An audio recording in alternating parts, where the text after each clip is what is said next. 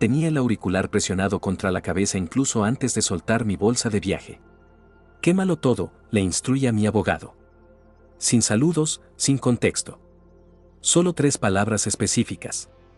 La clase de palabras que pronuncias solo cuando te das cuenta de que el partido ya ha empezado. La conexión se quedó en silencio un momento, como ofreciéndome una última oportunidad para retractarme. ¿Estás segura?, preguntó él. Nunca había estado más segura. Todo comenzó menos de 60 minutos antes. Acababa de terminar una vigilancia de 48 horas. El tipo de trabajo en el que inhalas demasiado café rancio y pierdes la noción de la fecha. En lugar de regresar a mi piso, dirigí el vehículo hacia la pequeña casa en el perímetro del pueblo donde mi madre aún residía. No toqué el timbre. No envié un mensaje. Un instinto me advirtió que no lo hiciera. La entrada estaba abierta, lo cual no era extraño para ella, pero el silencio interior se sentía incorrecto. Mamá. Mi llamada resonó por el pasillo. Ella estaba junto al fregadero, con las manos sumergidas en un cuenco de agua jabonosa. El sol de la tarde iluminaba el moretón violeta en su ojo derecho. Sus nudillos estaban inflamados y escarlatas, la piel abrasada. Me miró, sorprendida por una fracción de segundo, luego bajó la vista hacia la vajilla. No te preocupes por mí, susurró, como si recitara líneas que le dieron hace años. Me acerqué más. ¿Quién no? La gramática era irregular esta vez, y ella sacudió la cabeza una vez. Simplemente no. Todavía la estaba mirando cuando mi móvil vibró. Un mensaje de texto de una identidad desconocida. Simplemente un hipervínculo. Hice clic en él, y allí estaba él. Mi padre en un yate que yo no sabía que poseía, con gafas de sol descansando sobre su rostro arrogante y una copa de champán elevada. Su otro brazo rodeaba a una mujer de quizás la mitad de su edad, con su vestido carmesí ondeando en la brisa como en un anuncio de fragancia barata. El pie de foto decía: la vida es demasiado corta para no disfrutar del viaje. Mis entrañas se apretaron en un nudo gélido. Permanecí en silencio con mi madre, saltándome las preguntas evidentes. Giré sobre mis talones, marchando por el pasillo hacia el pequeño espacio que alguna vez fue mi cuarto infantil. Los pósteres habían sido retirados, pero los muebles permanecían. En el rincón, una caja fuerte negra descansaba bajo una manta doblada. Giré el dial y la desbloqueé. Dentro yacía mi arma reglamentaria, 2 cajas de bolsas de pruebas y una fina carpeta de cuero. La abrí de golpe. La placa dorada del Cuerpo Nacional de Policía brillaba bajo la tenue iluminación. Debajo, oculto en la tela, había un sobresellado con el membrete de la firma de mi abogado, Garrido y Valls. Había estado allí durante meses, cerrado, anticipando. Me guardé la placa en el bolsillo del abrigo, el paquete bajo el brazo y caminé de regreso a la cocina. Mi madre no levantó la cabeza. La besé en la sien de todos modos. De vuelta en mi vehículo, me detuve un minuto. La pesadez de la placa presionaba contra mi caja torácica. Cada ruido parecía más agudo, el rugido de un camión calle abajo, el ladrido distante de un perro a 2 casas, mi propia respiración en mis oídos. Llamé al número directo de mi abogado. Descolgó al segundo tono. ¿Inspectora? Quémalo todo, repetí. Silencio. Luego ese tono calculado. Una vez que empiece, no hay forma de detenerlo, ¿te das cuenta? Ese es el objetivo. Cuando colgué, vislumbré mi propio rostro en el espejo retrovisor. Había observado esa expresión antes en delincuentes que se daban cuenta de que las esposas estaban a punto de cerrarse. Solo que en esta ocasión, la expresión era mía. Y las esposas no eran para mí. Esto no se trataba de envidia. No se trataba de la esperada crisis de la mediana edad de mi padre y su igualmente esperada pareja trofeo. Esto concernía a los años que mi madre había tragado su sufrimiento, las contusiones que desaparecían externamente pero no internamente. Y concernía al expediente silencioso que había estado recopilando hoja por hoja cada vez que una pista cruzaba mi escritorio sobre las actividades comerciales de mi padre. Él había construido su riqueza sobre la dominación del dinero. De los individuos, de ella. Y ahora, por primera vez, la dominación estaba a punto de deslizarse de su alcance. Porque yo no era simplemente su hija, yo era una agente.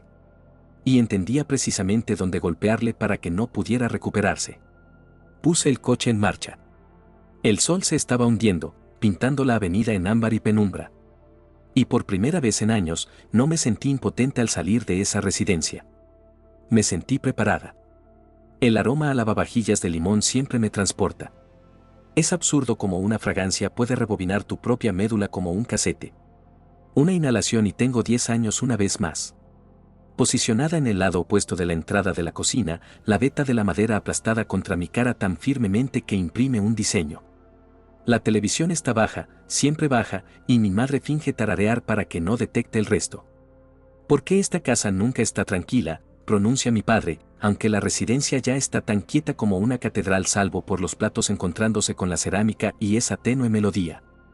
Sus cuerdas vocales poseen volumen incluso cuando apenas superan un murmullo. Es el tipo de tono que obliga a un espacio a someterse. Recuerdo el tintineo de un vaso sobre la superficie, la pausa en la melodía de mi madre, una súplica callada de perdón que suena como una brisa a través de un panel fracturado. La disculpa es lo que le enfurece. Invariablemente lo hace, como si su ternura fuera una ofensa que él está obligado a rectificar. La gente pregunta de dónde salen los policías. Algunos de nosotros somos forjados en el fregadero de una cocina. En aquellos días, yo poseía estrategias. Memorizaba las tablas del suelo que no revelaban pasos. Dominé cómo desvanecerme en el armario de la limpieza con un Walkman y fingir que no podía oír la disputa transformarse en una tempestad unilateral. Aprendí a sonreír en la escuela cuando un instructor preguntaba sobre la mancha violeta que mi madre recibió al chocar con un armario. Descubrí que los armarios son los asesinos de mujeres más torpes de nuestro municipio. Ocasionalmente mi madre entraba en mi habitación después de que la casa durmiera. Se posaba en el borde del colchón, con la yema del dedo siguiendo la costura del edredón. En el resplandor de la luz nocturna del pasillo, su rostro parecía a la vez envejecido y extrañamente iluminado desde dentro. Cariño, susurraba, el término siendo un voto y una petición. No te preocupes por mí. La frase habría resonado noblemente en un cine. En la existencia real, se sentía como una condena que ambas estábamos cumpliendo. Mi padre no fue perpetuamente una bestia. Esa es la parte más difícil de explicar a los individuos que desean antagonistas ordenadamente categorizados. Había ciertas mañanas en las que preparaba tortitas con los antebrazos cubiertos de harina como si hubiera estado fuera en una ventisca. Había instantáneas de él con una americana, riendo con la palma de la mano en mi espalda, ambos entrecerrando los ojos ante el brillo en un parque infantil. Había regalos, disculpas ostentosas y exorbitantes camufladas como generosidad y otorgadas en un horario que solo él entendía. La dominación puede parecerse a la benevolencia si entrecierras los ojos lo suficiente. Él gestionaba su empresa de construcción de la manera en que gestionaba nuestro hogar. Horarios impecables, cifras que cuadraban, equipos que no interrogaban, dinero fluyendo a través de la empresa como un arroyo que él podía desviar con una llave inglesa. Yo no comprendía el método en que el dinero viajaba entonces, pero comprendía la quietud que compraba. Cuando tenía 16 años, conseguí empleo empaquetando provisiones. Era magnífico la forma en que mis pies dolían por causas honestas. Descubrí el coste de los artículos. Descubrí que cuando compras huevos al final de un turno, los transportas a casa como una diadema. También descubrí que mi padre no apreciaba que yo trabajara. No apreciaba que su pariente fuera visible en la esfera pública sin él. No apreciaba que yo regresara con el olor de las cenas de otras personas en mi ropa y mi propio efectivo en mis pantalones. No necesitas hacer eso, declaró, permaneciendo en el vestíbulo con el recibo que yo había abandonado en la mesita. No somos ese tipo de gente. Somos el tipo de gente que cena, dije yo antes. Había dominado el valor del silencio táctico. Él no me golpeó. No necesitó hacerlo. La expresión bastó, la forma en que su mirada rozó mi rostro y se asentó detrás de mí como si yo no valiera la resistencia de un golpe directo. No conversó conmigo durante 3 días. Aprendí que la inexistencia es también un armamento. La noche que cumplí 18 años, completé el papeleo para la academia mientras él observaba el telediario nocturno. Cuando informé a mi madre, ella se llevó ambas palmas a los labios como si hubiera visto un acto de ilusionismo y temiera que aplaudir lo rompiera. Cuando informé a mi padre, se rió. ¿Tú, pronunció, en uniforme? Cariño, no. Lo dijo como si me estuviera extendiendo una cortesía, como si su rechazo pudiera rescatarme de mí misma. Fui de todos modos. La academia fue un refugio porque era honesta sobre el sufrimiento. Realizabas flexiones hasta que tus extremidades temblaban, no porque a alguien le apeteciera, sino porque estabas construyendo una existencia que dependía del vigor. Corrías hasta que tus pulmones ardían. Porque un día podrías necesitar correr hacia alguien que estuviera gritando. Aprendiste a mantener una postura, a dejar que tu intelecto realizara el cálculo, incluso cuando tu físico deseaba huir.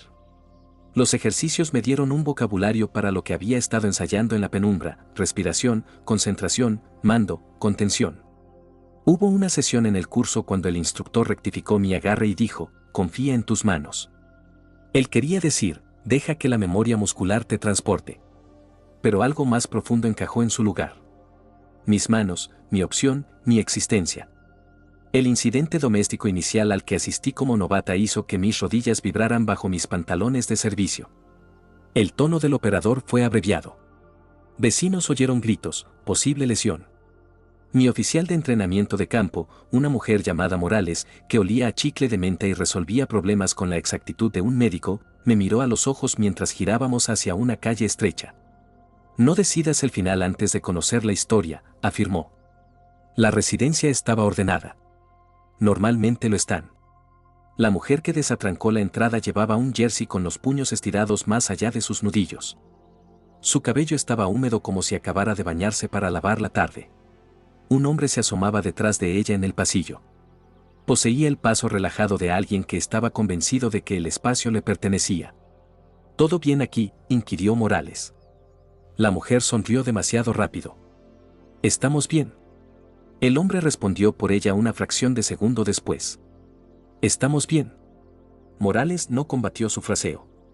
Dejó que el silencio soportara carga hasta que se dobló. Señora, ¿podríamos conversar en la cocina?, solicitó, y la mujer asintió. Observé la mandíbula del hombre. No disfrutaba perdiendo el foco del área.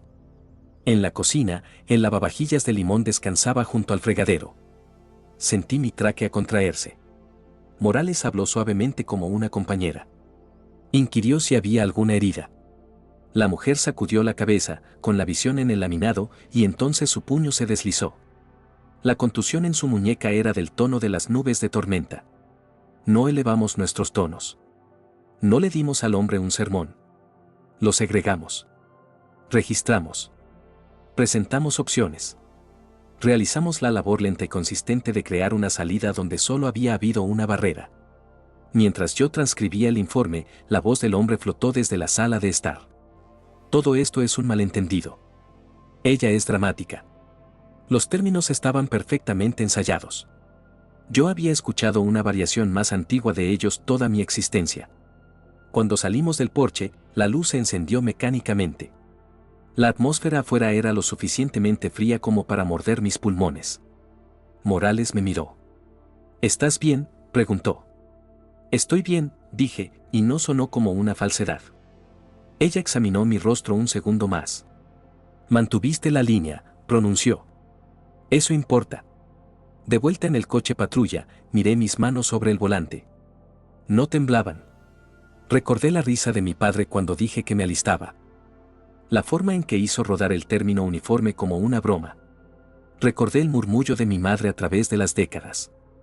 No te preocupes por mí. Yo sí me preocupaba. La distinción era que la preocupación ahora poseía límites. Poseía un escudo. Poseía un protocolo que podía ser redactado y respaldado.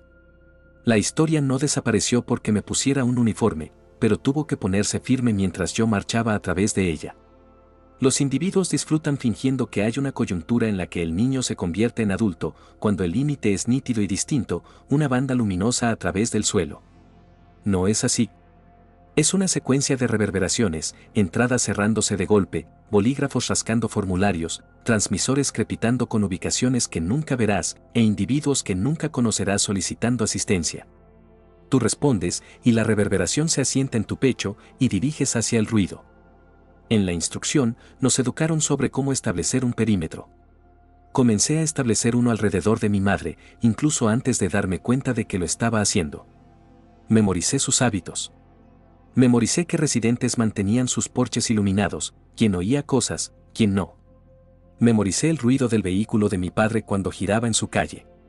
Años después, cuando la instantánea del yate brilló en mi móvil, nada de esto fue casualidad. Nada de ello fue furia del momento. Fue un sellado de perímetro. Una vez le pregunté a Morales cómo dormía cargando con las noches de todos los demás. Ella se encogió de hombros. Planto algo, dijo. Es difícil que el miedo viva en la misma casa que un tomate. Yo planté elementos diferentes, archivos, nombres, fechas, una cronología que pudiera perdurar en un tribunal, una estrategia que no dependiera de que nadie fuera valiente en el peor momento posible. Mi padre me había instruido en la arquitectura de la dominación. Yo la estaba readaptando. Cuando visualizo mi juventud ahora, no veo solo las contusiones. Veo rayas de tiza en un camino de entrada. Mi madre enseñándome a jugar a la rayuela, los dígitos tan vibrantes que generaban su propia iluminación. Veo la forma en que sus labios se inclinaban cuando cortaba una fruta y deslizaba la cuña superior en mi plato. Veo también la noche en que agarró el volante en la entrada y no encendió el auto, sus nudillos blanqueados e inmóviles. Nos sentamos allí respirando la misma atmósfera, ambas fingiendo que una resolución no se había deslizado entre nosotras como un pasajero adicional. No te preocupes por mí, pronunció. Entonces, no como una petición, sino como una orden. Obedecí. Me preocupé por todo lo demás en su lugar. Y construí un voto para mí misma para la fecha en que ella requiriera que yo violara esa orden. Lavavajillas de limón, polvo de tiza, el chasquido de una caja de seguridad. Algunos clanes heredan antigüedades. Nosotros heredamos ruidos. Los míos fueron suficientes para construir una existencia. Y cuando llegó el momento de desmantelar una falsedad, no comencé a mantener vigilancia sobre mi padre por venganza. Al menos eso es lo que me dije al principio. Comenzó con un error, un papel que cruzó mi estación de trabajo un martes por la tarde cuando la impresora de la comisaría se atascó y tuve que excavar a través de un caos de hojas mezcladas. Atrincherada entre una pila de multas de aparcamiento había una petición de citación de la División de Delitos de Guante Blanco de otro distrito buscando registros para una entidad tenedora que identifiqué. El título era lo suficientemente genérico, Desarrollos Costa Norte S.L., pero la ubicación del agente listado era la oficina de mi padre. Podría haberla devuelto, fingido que nunca la había vislumbrado. En lugar de eso, la revisé 2 veces y deslicé la hoja en una carpeta manila antes de que nadie pudiera observar. Eso fue 2 años antes. A partir de ahí, la carpeta se expandió, lenta, intencional, como una plántula echando raíces. Resúmenes bancarios que extraje de registros judiciales públicos, escrituras de tierras vinculadas a sociedades pantalla con títulos sobre los que a mi padre le gustaba bromear en las cenas familiares. Fotografías de él reuniéndose con hombres cuyas posiciones los mantenían fuera de la mayoría de los registros sociales. Pero no fuera de las secciones comerciales. No poseía un esquema magnífico inicialmente, simplemente una necesidad consumidora de comprender el aparato que mantenía a mi madre bajo su talón. Como agente, descubres que el maltrato no es meramente moretones y gritos. Son acuerdos que no comprendes hasta que poseen tu residencia. Son tarjetas de crédito que no sabías que estaban a tu nombre hasta que llega la deuda. Es hacer que alguien se convenza a sí mismo de que no puede perdurar sin ti porque has tejido su cosmos entero con fibras que aprietas en tu palma. Mi padre se había hecho a sí mismo el telar y el tejedor. Y mi madre, pese a toda su resistencia silenciosa, todavía se adhería a las fibras. Ella rechazó la separación cuando la propuse. Me destruiría, declaró. Y no pude discernir si ella implicaba monetariamente, emocionalmente o ambas cosas. Así que dejé de hablar sobre partir y comencé a organizar la adquisición. Mi abogado, Arturo, no era meramente un nombre en una placa de bronce. Había estado presente desde mi graduación de la academia, el tipo de varón que parecía haber sido tallado en caoba y paciencia. No inquirió por qué deseaba investigaciones de propiedad sobre las empresas de mi padre. No comentó cuando le llevé instantáneas de registros de yates y facturas por tareas de renovación en metrópolis en las que mi padre no tenía comercio. Simplemente dijo, construiremos una caja y cuando sea lo suficientemente fuerte, la dejaremos caer sobre él. Aprecié la imagen. Silencio, regulado, sin enfrentamientos frenéticos, sin concursos de gritos que pudieran ser descartados como la malicia de una hija. Solo una caja. La amante, su nombre era Elisa, entró en el marco poco más de un año antes. Era una agente inmobiliaria acreditada, elegante como el cristal en sus actualizaciones de redes sociales, siempre inclinándose lo suficiente hacia la lente para capturar el escote de lo que fuera que llevara puesto. Mi padre la paseaba por funciones benéficas premium como si fuera a la vez trofeo y evidencia. Un poco de excavación y detecté su autógrafo en al menos 3 transferencias de fincas a empresas pantalla vinculadas a mi padre. Ahí es cuando la caja de Arturo se volvió más robusta. Vinculamos sus comisiones a propiedades compradas y revendidas con márgenes de beneficio improbables. Rastreamos inyecciones de divisas desde cuentas en las Caimanas y activos corporativos a nombre de su hermano. Era la clase de red donde no sabías si estabas trazando engaño o blanqueo o ambos, pero sabías que había un arácnido en el núcleo.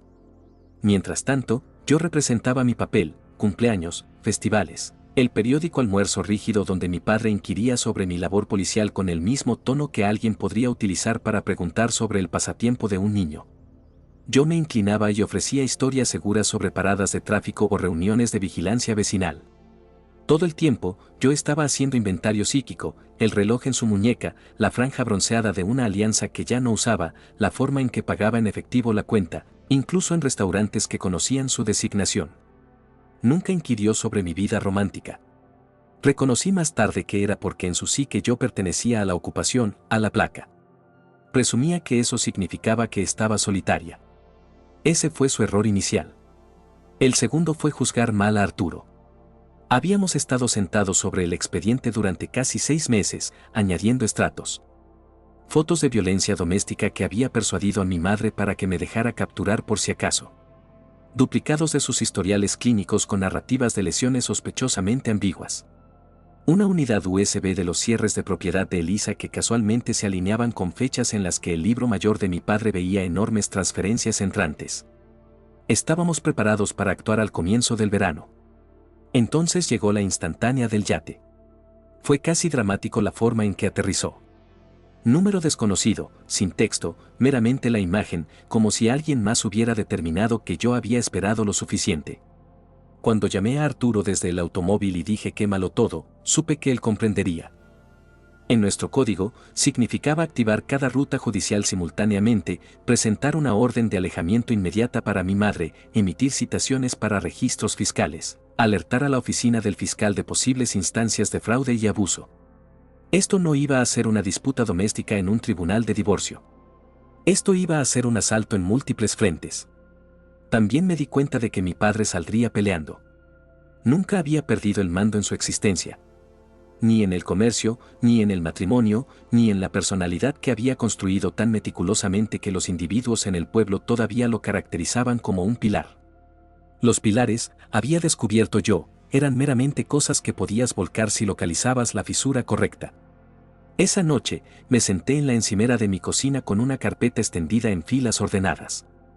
Años de memorandos, recibos y referencias cruzadas.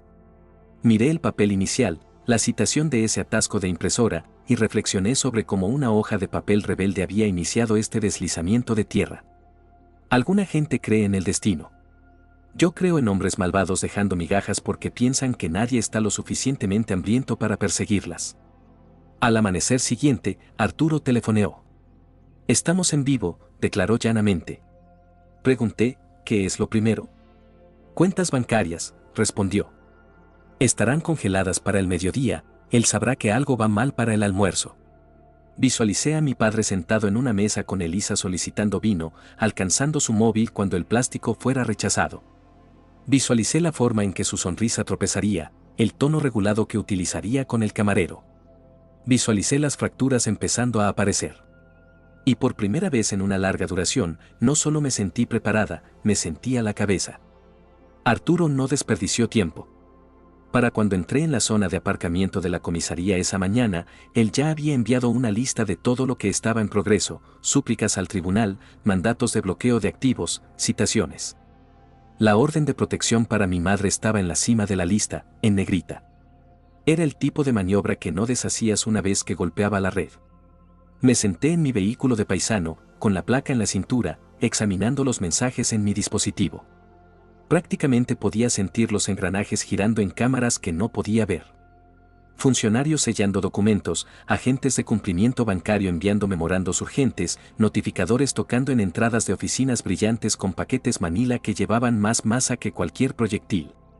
La fase 1 concernía a la moneda. La opulencia de mi padre era su ciudadela y construyó altas murallas. Pero la moneda en una bóveda eran meramente dígitos en una base de datos, y los dígitos podían ser barrados con pulsar un botón. Para el mediodía, los libros mayores corporativos principales y 3 privados estaban detenidos pendientes de investigación. La fase 2 concernía a los rastros de papel. Las citaciones salieron hacia 2 empresas de títulos, 3 bancos y un corredor de bolsa. La agencia inmobiliaria de Elisa entró en la lista, lo que implicaba que recibiría a un visitante muy formal en algún momento de las siguientes 48 horas. La fase 3 era el mandato de protección, no contacto de emergencia. Le daba a mi madre la guardia judicial que nunca había poseído previamente. Sabía que no le disuadiría de intentar contactarla, pero ahora cada SMS o llamada podía ser una transgresión con colmillos. La parte más difícil fue conseguir que ella consintiera. Conduje de vuelta a su residencia después de mi turno, sin uniforme. Ella estaba en el salón doblando ropa limpia en pilas diminutas y ordenadas como siempre hacía cuando estaba nerviosa. La televisión estaba baja, una retransmisión de algún programa de reformas de casas. Necesito que firmes esto, declaré, colocando los documentos en la mesa baja. Ella los miró, luego a mí. ¿Qué es? Orden de protección. Su rostro se tensó. Te dije que no quiero. Mamá, interrumpí suavemente, posándome en el borde del sofá. Esto no se trata de crear un espectáculo, esto se trata de darte una distancia que él no pueda atravesar legalmente. Si telefonea, si aparece, tenemos remedios. Sin ello, puede decir y hacer lo que desee. Ella dobló un paño, lentamente, comprimiendo los dobladillos planos con su palma. ¿Y crees que eso le detendrá? Me incliné, disminuyendo mi volumen. No, pero le detendrá de pensar que es intocable, y nos da, ventaja. Ella miró la hoja durante un tiempo largo, luego en silencio. ¿Has estado planeando esto? Sí, declaré. Sin arrepentimiento, sin vacilación. Sus dedos flotaron sobre la pluma antes de que suscribiera. Esa noche, me reuní con Arturo en su oficina. El lugar olía levemente a cuero y pergamino envejecido, el tipo de área que te hacía desear murmurar. Tenía gráficos y diagramas adheridos al tabique, líneas de asociación bosquejadas en escarlata entre títulos de firmas y cifras de libros mayores. Aquí es donde se pone ruidoso, declaró, golpeando un segmento del gráfico donde el nombre de Elisa estaba rodeado. Una vez que ella sea notificada, tu padre sabrá que no estamos solo rodeando las carretas, vamos directos a la puerta. Examiné el gráfico. Bien, que lo sepa. Arturo me lanzó una mirada. Inspectora, una vez que esto empiece, él va a intentar devolver el golpe con fuerza, pedirá favores, te difamará si puede. He sido policía el tiempo suficiente para saber que la verdad no grita, pero sobrevive, pronuncié. 2 días después, apareció la fisura inicial en su aplomo. Mi auricular sonó mientras estaba redactando un resumen de caso. El identificador de llamadas parpadeó su nombre. Lo dejé ir al buzón de voz. No dejó una grabación. 5 minutos más tarde, un mensaje de texto. ¿Qué demonios crees que estás haciendo? No respondí. Otro mensaje de texto siguió. Esto no es un juego, estás cometiendo un error que no puedes arreglar. Puse el teléfono boca abajo y completé mi informe. Cada despacho que transmitía ahora era meramente otro fragmento de prueba. Para la conclusión de la semana, el nombre de Elisa estaba por todas mis transmisiones. No debido a sus vestidos o sus excursiones en barco, sino porque su agencia de propiedad había sido cerrada temporalmente pendiente de escrutinio. Las habladurías se extendieron rápidamente en las camarillas que mi padre atravesaba. A la gente no le importaban los detalles. Les importaba la mancha. Recibí una llamada de Morales, mi antiguo oficial de entrenamiento. Vi las noticias, finalmente tirando de un hilo. Algo así. Bueno, declaró ella, no pares hasta que todo el suéter haya desaparecido. El pivote real llegó un jueves por la mañana. Arturo telefoneó a las 7:15 de la mañana. Tenemos al juez, declaró. Acceso total a sus libros mayores corporativos de los últimos 10 años. Eso era el paralelo de desbloquear cada cajón asegurado en su existencia.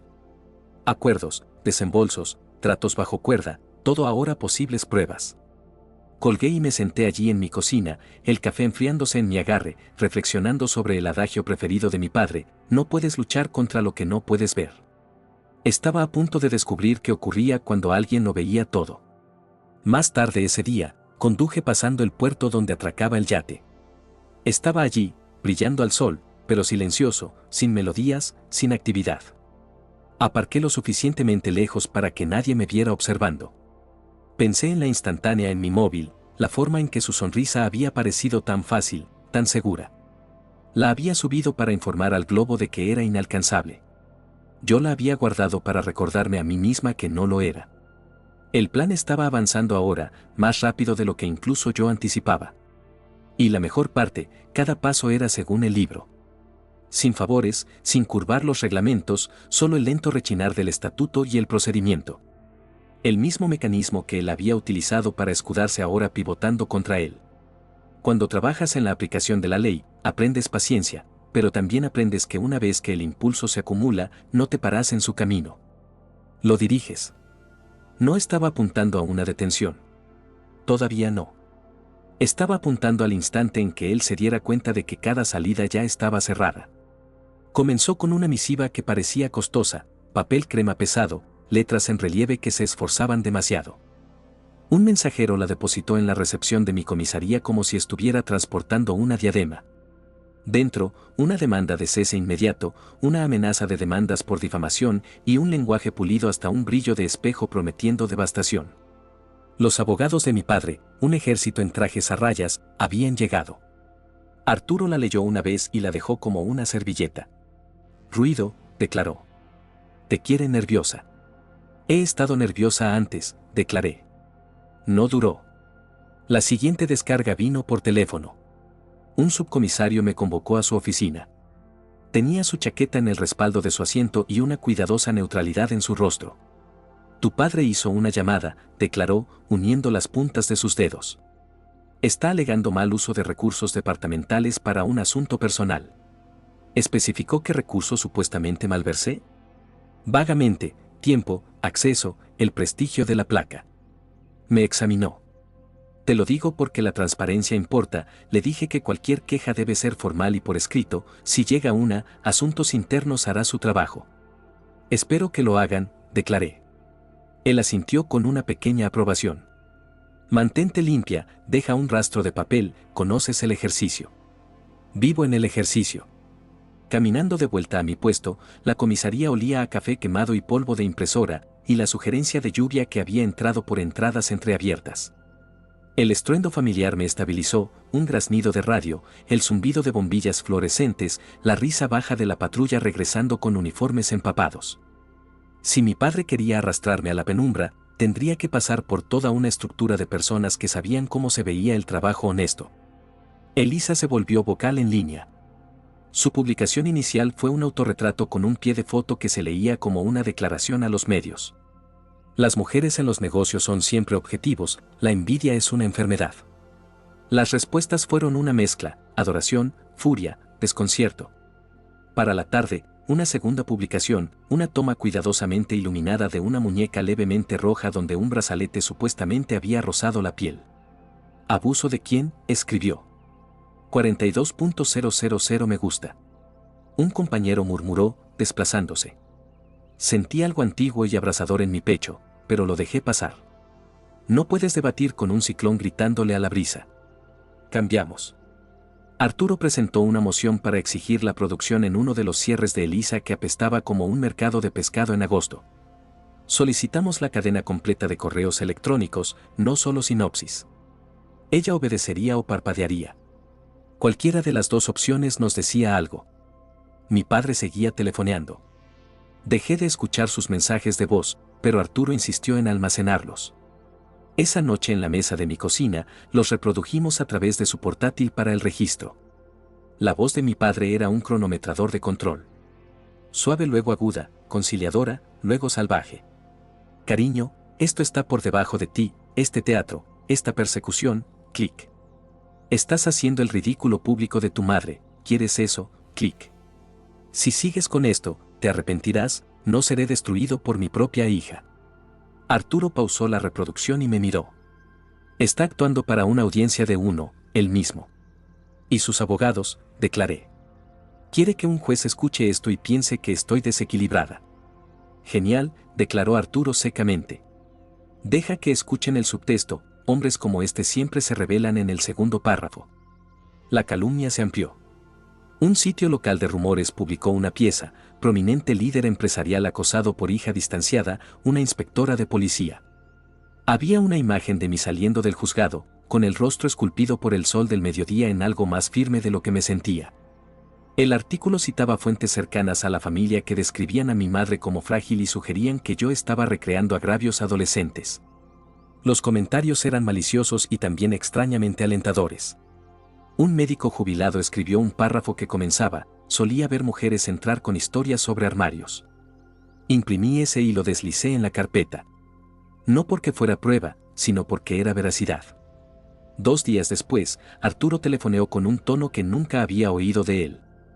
Alerta, casi entusiasta. Tenemos una visita, declaró. Dice que es el antiguo socio de tu padre de los primeros días, llamado Francisco, Paco, Delgado. Paco llegó con un traje que había visto años superiores y una corbata que se había rendido. Tenía 60 y tantos con manos como si hubiera hecho trabajo real antes de que el dinero le enseñara a contratarlo. No se sentó hasta que yo lo hice, como si necesitara determinar si yo me había ganado el cuento que había traído. Te pareces a tu madre, declaró, luego se corrigió. Eso fue intencionado como un cumplido. Lo es, declaré. Dobló sus palmas, se estabilizó y comenzó. Habían iniciado la empresa en un garaje arrendado con implementos prestados y un libro de contabilidad. Mi padre había sido brillante con las cifras y despiadado con todo lo demás. Funcionó hasta que no lo hizo. Éramos jóvenes, dijo Paco. Él tenía ideas, yo tenía manos, luego las ideas se convirtieron en atajos, los atajos se convirtieron en, llamémoslos eficiencias que no cumplían el código. Nos contó sobre tareas licitadas a la baja e infladas más tarde con gastos imprevistos.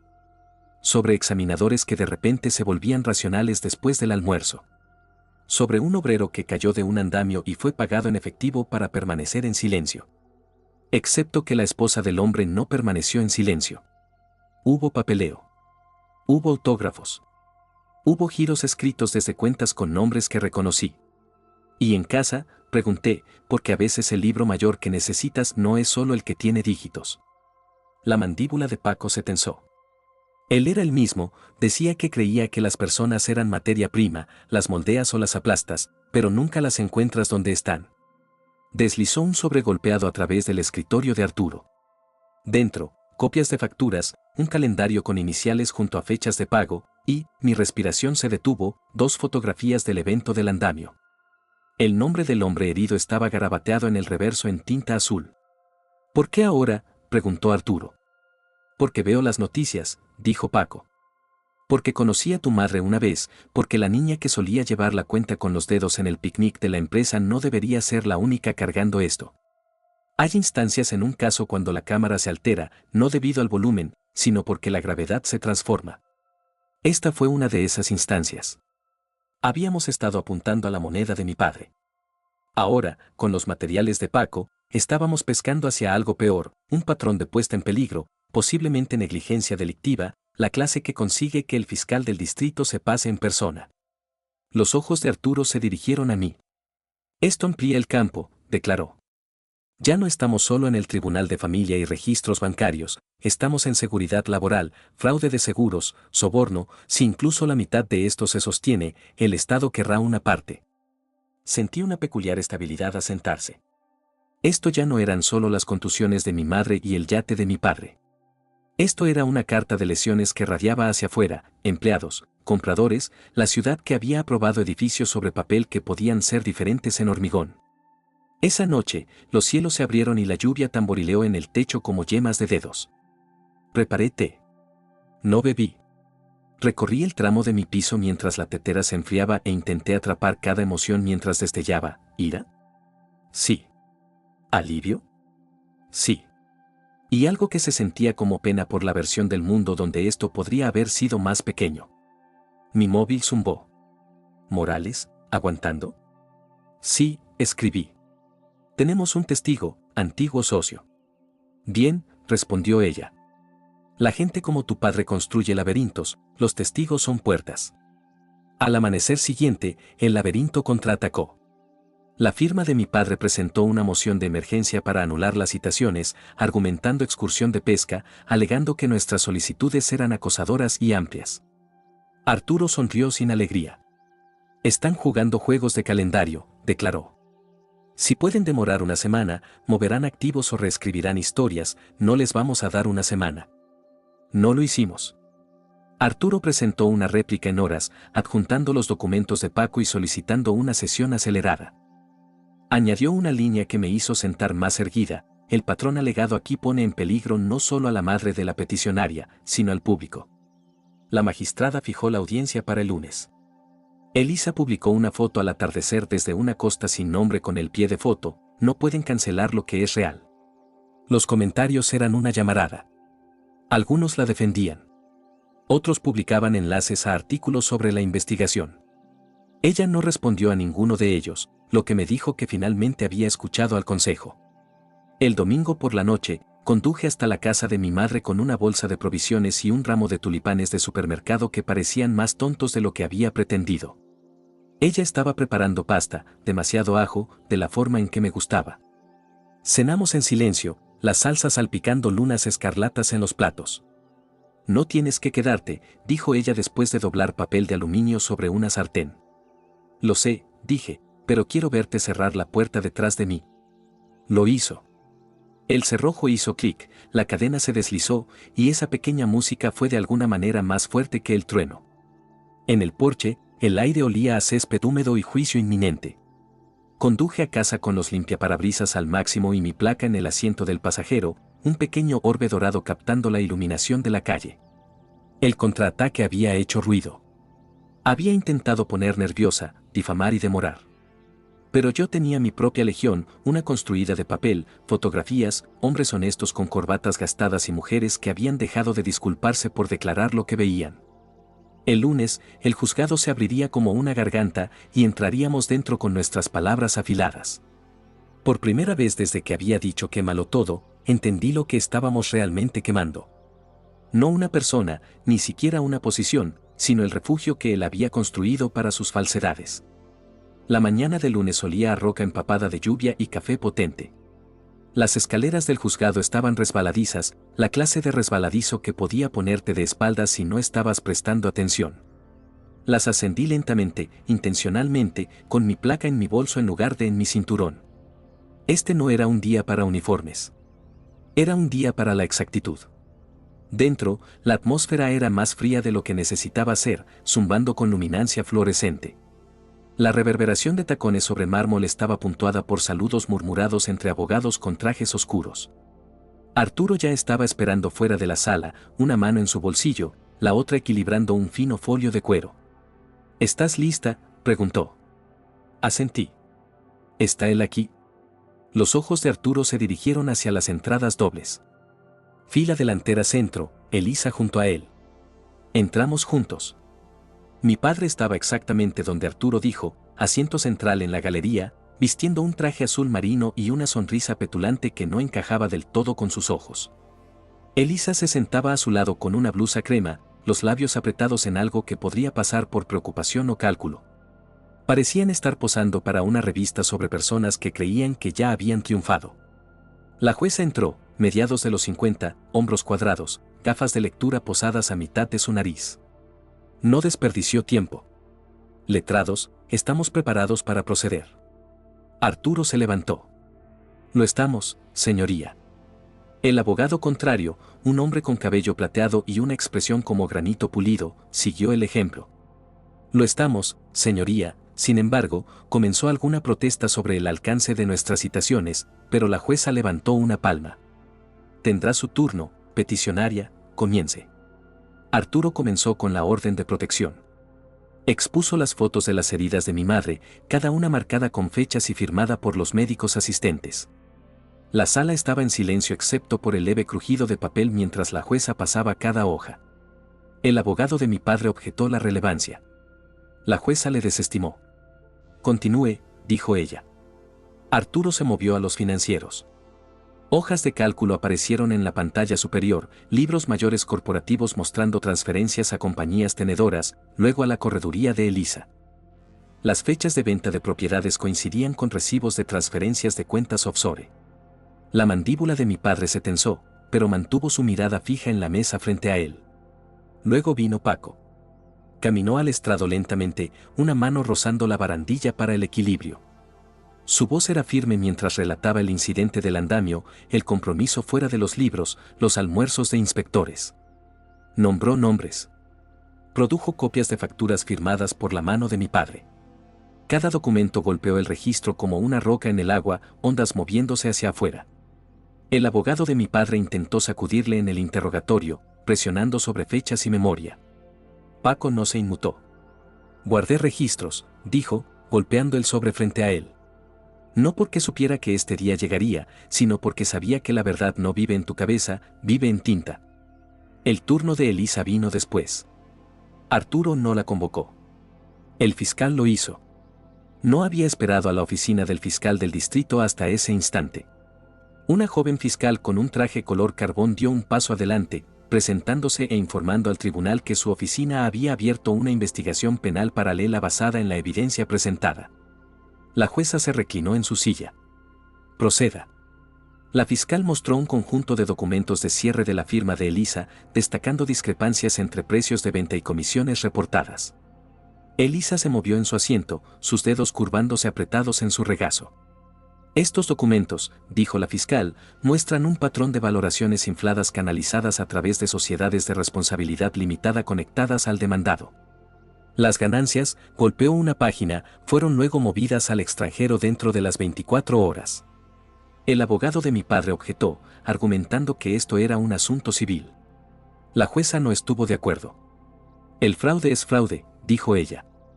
Si la oficina del fiscal ve causa probable, tienen mi permiso para continuar. Fue el testimonio de mi madre el que cortó a través de la sala como vidrio. No levantó la voz. No dramatizó. Simplemente dijo la verdad en un tono tan firme que era imposible dudar. Describió años de que le dijeran que no podía sobrevivir sin él. Como las finanzas eran siempre demasiado intrincadas para que ella las comprendiera. Como los moretones no eran asunto de nadie. La fiscal preguntó, ¿por qué ahora? Ella me miró, luego de vuelta a la fiscal. Porque mi hija me mostró la caja que había construido, y me di cuenta de que no tenía que vivir dentro de la suya. La sala del tribunal estaba lo suficientemente quieta para oír el zumbido del aire acondicionado. Para cuando Arturo descansó nuestro caso, la postura de mi padre había cambiado. La sonrisa petulante había desaparecido. Sus hombros se inclinaban hacia adelante, codos apoyados en la mesa. Elisa se sentaba ligeramente aparte ahora, su cuerpo angulado hacia el pasillo. La jueza se tomó un momento antes de hablar. Basado en la evidencia presentada, estoy concediendo la orden de protección en su totalidad. Todas las cuentas conjuntas permanecerán congeladas pendientes de investigación ulterior. El demandado producirá libros mayores corporativos completos dentro de 10 días hábiles. Además, miró a la fiscal, este asunto se remite para revisión penal. Un murmullo recorrió la galería. Mi padre giró la cabeza, entonces, solo lo suficiente para mirarme. La incredulidad en sus ojos era casi peor que la ira. Como si no pudiera comprender que alguien hubiera desmantelado su fortaleza desde dentro hacia afuera. No parpadeé. Salimos en una lenta procesión. Los reporteros se agruparon cerca de los escalones del juzgado, cámaras listas. Arturo mantuvo su voz baja. Sabes que esto no ha terminado. Lo sé, dije.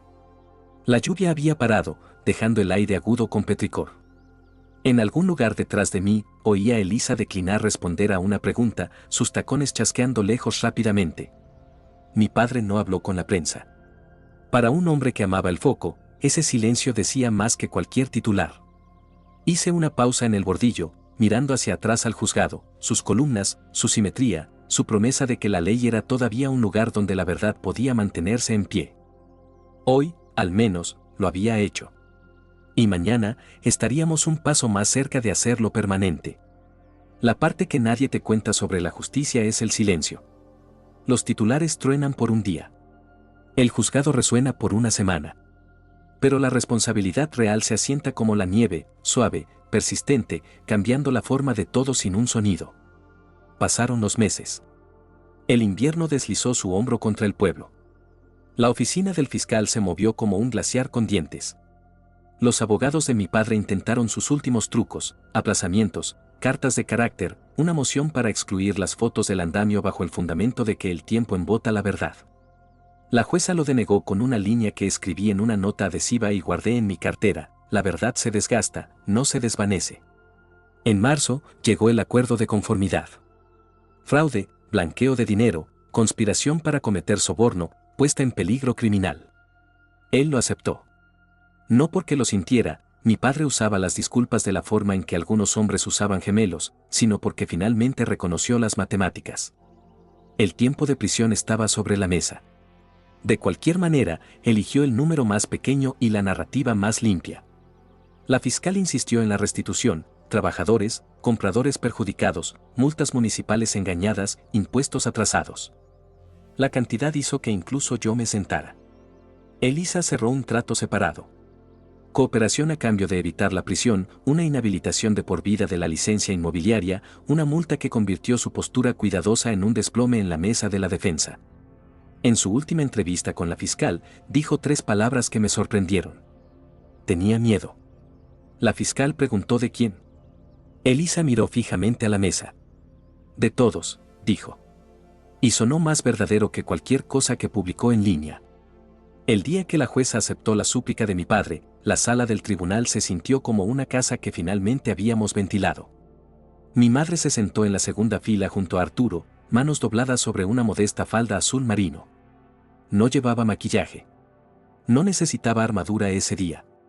Cuando la jueza preguntó si alguna víctima deseaba hablar, mi madre me miró. Asentí una vez. Ella se levantó y se acercó al atril. Su voz no tembló. No estoy aquí para castigar, dijo. El castigo ya llegó hace años, en mi cocina, frente a mi fregadero. Estoy aquí para asegurarme de que el daño termina donde elegimos terminarlo. La jueza escuchó, barbilla descansando en una palma. Mi padre miraba fijamente a la mesa, mandíbula tensa.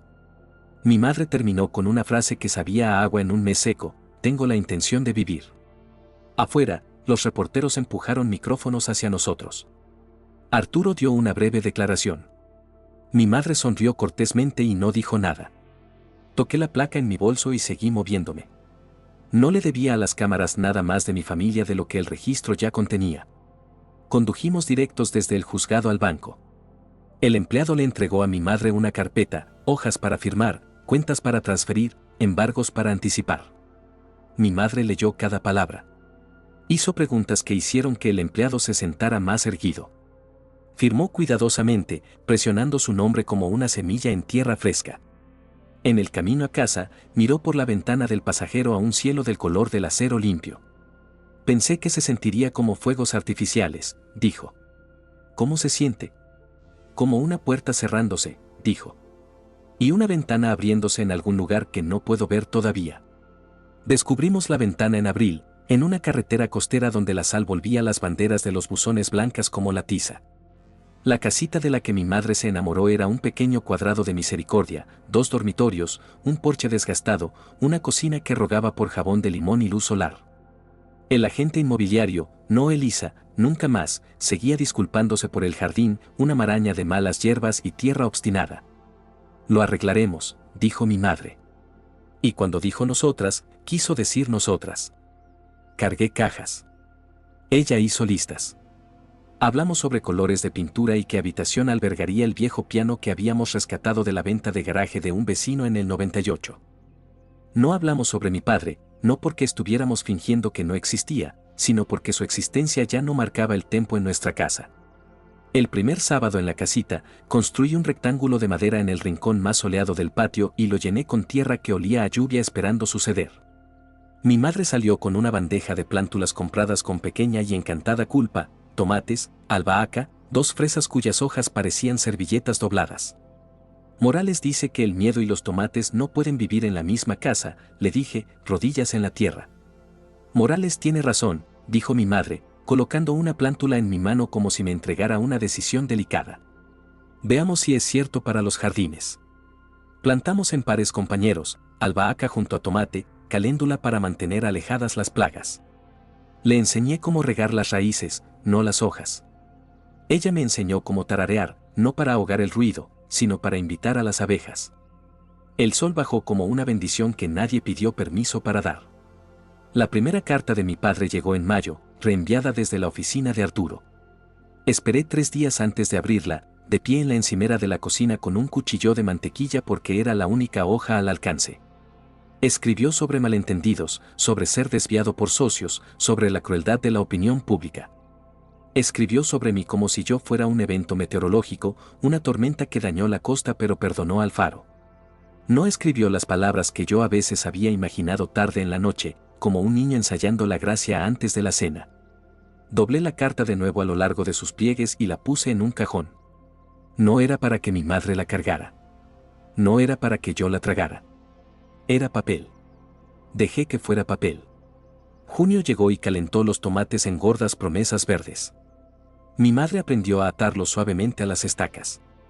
Llevaba un sombrero para el sol que la hacía parecer una fotografía de un libro sobre un país donde la gente cumplía sus promesas. La visitaba 2 veces a la semana, a veces más, a veces menos, dependiendo de mis casos. Cuando me iba, ella cerraba la puerta y saludaba desde el porche, un pequeño movimiento triunfante, como un capitán reconociendo mares en calma. El trabajo no paró solo porque mi tormenta personal hubiera cambiado. Las llamadas domésticas todavía llegaban. Algunas casas estaban ordenadas, algunas no.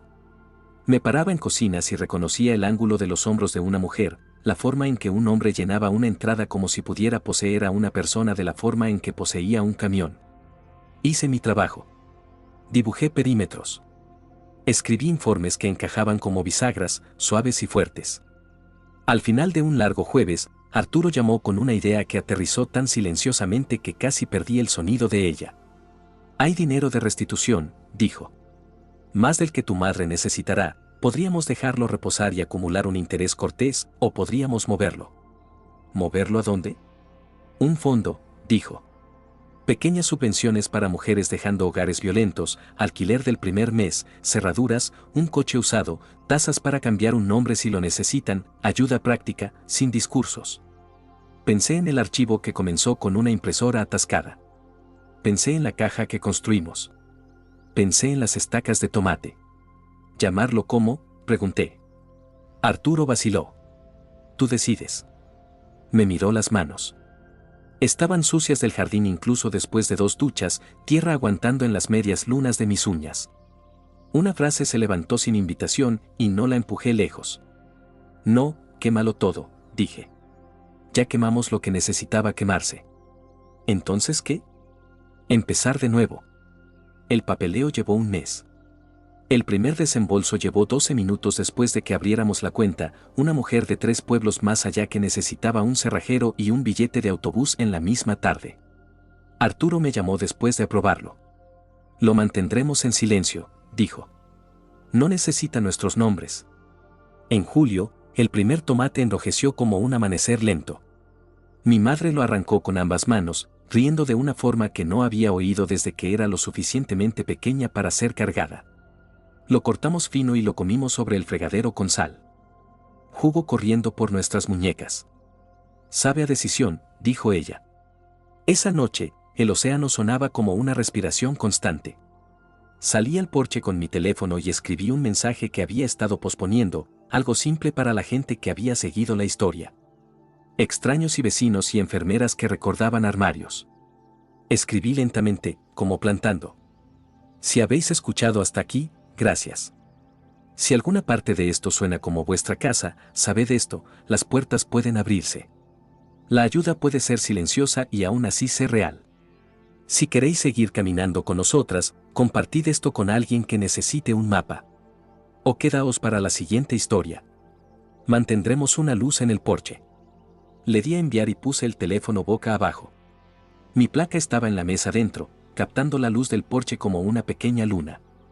Mi madre tarareaba en la cocina, una melodía sin miedo en ella. Los tomates respiraban en la oscuridad. En algún lugar, una mujer que no conocía giró una nueva cerradura y durmió. Ya no necesitaba volver a casa sin avisar. El hogar se anunciaba a sí mismo.